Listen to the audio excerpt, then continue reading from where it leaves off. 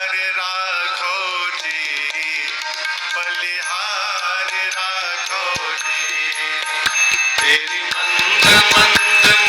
बार प्रेम से बोलिए बागेश्वर धाम की। दोस्तों, बागेश्वर धाम सरकार जी इन दिनों कुछ ज्यादा ही चर्चाओं में है और YouTube, फेसबुक समेत कई सोशल मीडिया प्लेटफॉर्म्स पर ये छाए हुए हैं क्योंकि इनके अंदर जो खासियत है वो किसी चमत्कार से कम नहीं है। कई लोग तो इन्हें साक्षात भगवान मान रहे हैं क्योंकि ये लोगों के झूठ का पर्दाफाश करने से लेकर भूतों को भगाने तक ये सभी काम चुटकियों में कर देते हैं। और अब तो मनोज तिवारी से लेकर अमिताभ बच्चन और यहाँ तक कि मोदी जी भी इनके फैन हैं। कहा तो यहाँ तक जाता है कि बागेश्वर सरकार का एक अदृश्य सेनापति है जो भूतों को भगाने में इनकी मदद करता है। तो क्या है बागेश्वर सरकार की असल सच्चाई, आइए जानते हैं इस वीडियो में।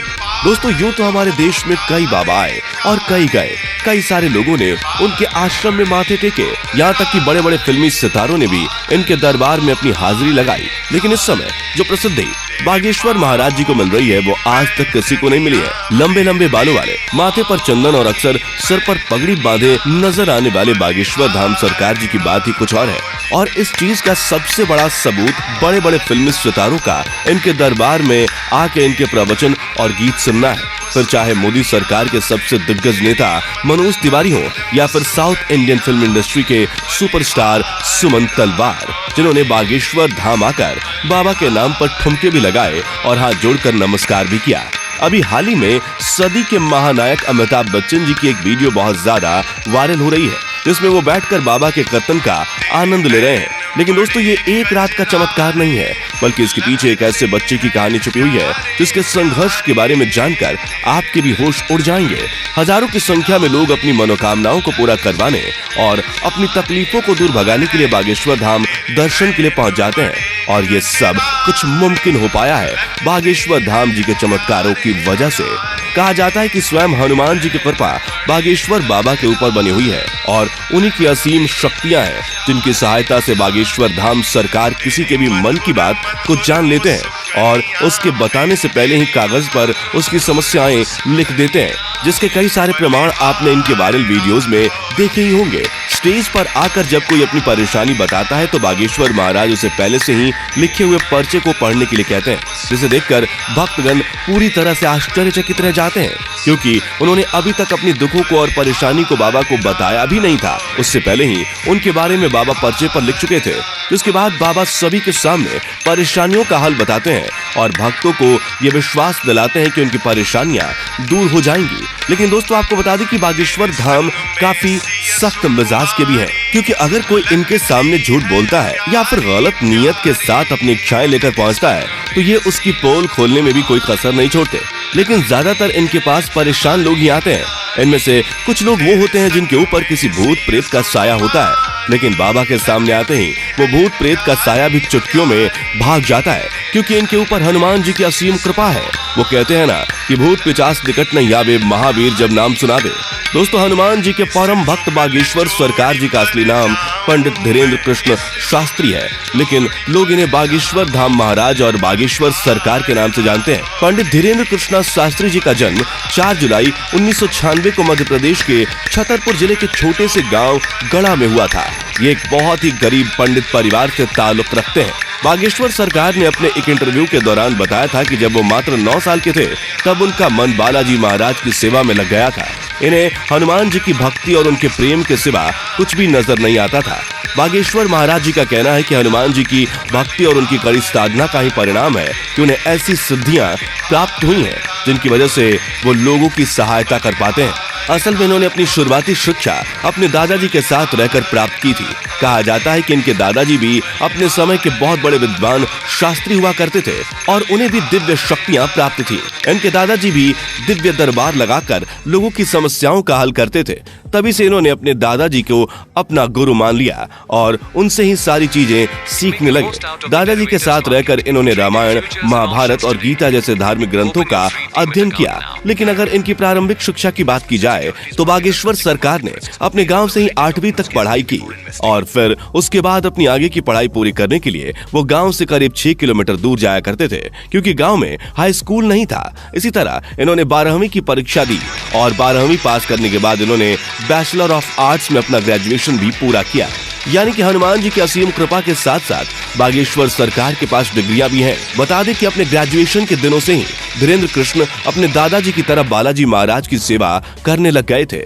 इनके घर के पास बालाजी यानी कि हनुमान जी का एक प्राचीन मंदिर भी है, जहां पहले इनके दादाजी दरबार लगाया करते थे, लेकिन उनकी मृत्यु के बाद दरबार कई सालों तक खाली रहने लगा। लेकिन धीरेन्द्र कृष्ण शास्त्री ने हनुमान जी की सेवा करनी नहीं छोड़ी और वो लगातार बालाजी के नाम का ध्यान करने लगे।